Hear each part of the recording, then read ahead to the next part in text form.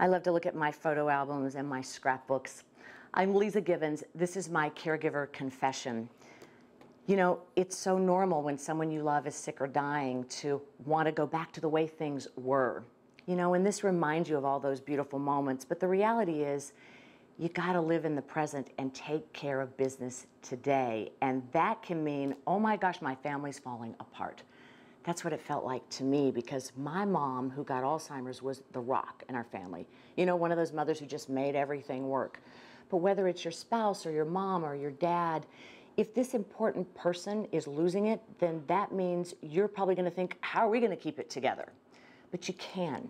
And one of the ways to do that is just to have a check-in moment. Maybe it's a family meeting around dinner. If you're in all different parts of the country, that's okay. You can use a free conference call service. You can Skype if that's possible for you. The idea is just to make sure that everyone is heard. Maybe you're not going to agree with everyone, but that's not as important as just making sure that you come to the table with your emotions and with your needs. There's always going to be somebody who's in denial, always going to be somebody who's, you know, got a commotion going on or who's creating conflict over here, and that's okay. That's the way it goes.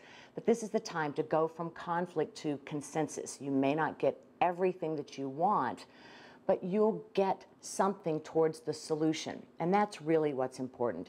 You know, when you get a cut physically, all of your physical resources, your white blood cells, everything goes there to take care of that wound.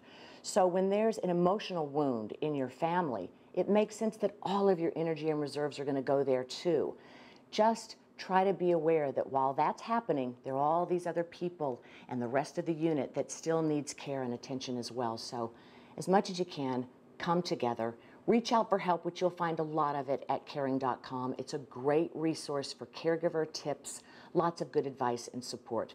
You're not alone.